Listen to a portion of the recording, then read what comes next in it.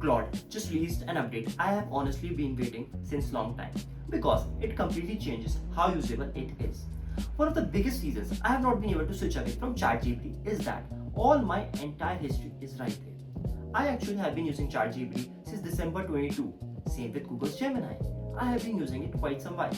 So all the ideas, all the conversations, all the workflows are scattered across these different platforms. And that is one of the biggest reasons I have not been able to switch away from these apps. But now Claude has fixed it. Claude can now help you import all your ideas, conversations, etc. directly into its app. And so now all the context, all the history you have developed over time in these different platforms, you can now actually get them directly into one place. And that's big deal. Because this was the one biggest barrier people had from switching from different platforms directly into Claude. But now Claude has fixed it. Because nowadays AI is just not about prompts, it's more about context. The more context your AI has, the better it performs. And now it's not about starting from the scratch, it's about continuing from where you left.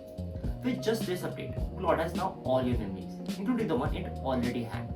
And in this video, I am going to walk you through this and explain how to set it up step by step. For the context, Claude just hit #1 spot on the App Store and it's now the third most used app after ChatGPT and Google's Gemini.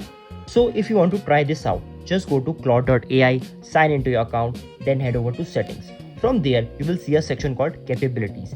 Here in the settings, the first thing you want to do is you want to turn on everything related to memory inside of Claude. So Claude could reference chats. It could also generate memories from your chat conversations. Now most of you probably have these two on by default. This makes Claude obviously more and more useful. Other chatbots also have this. So the same two settings are on inside ChatGPT. But you could now import your memories from other AI providers.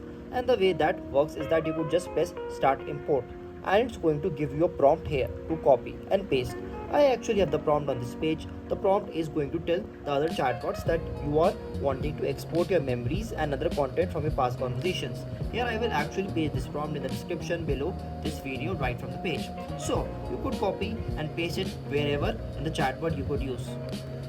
So you could copy and paste it into whatever chatbot you use, and this also generates for Microsoft Copilot as well. Whatever chatbot that has memory and has stored things about you will be able to use this prompt. And here is the actual prompt, and you will just send this out in whatever chatbot you want. And I'm going to show you the output that ChatGPT creates. So it created this file here that I could copy, but it has different sections to it. Now I will have to blur some of this because it has some of my personal information, because it knows all the instructions on how I want ChatGPT to work for me.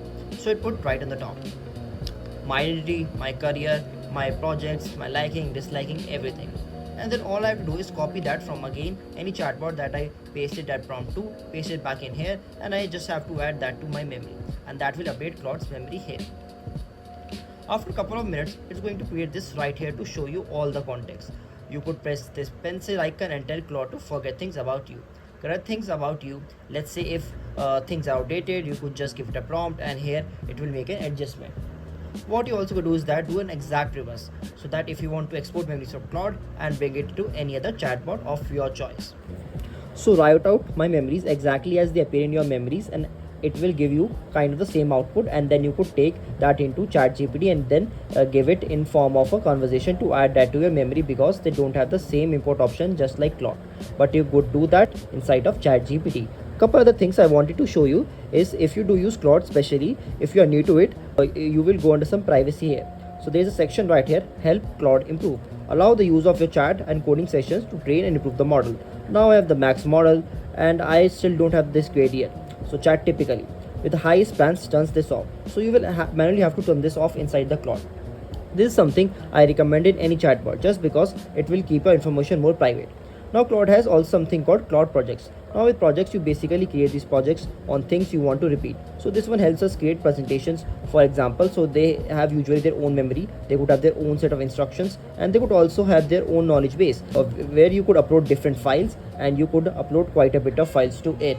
And then you will use the Claude model here to interact with the project just like to do with the Claude, but again very specific to the task. Now ChatGPT has the same thing down there. So new projects can create a new project here, and it will have the access to multiple different things on the top. So you will have your system instruction here. You would do also the same inside that of Claude.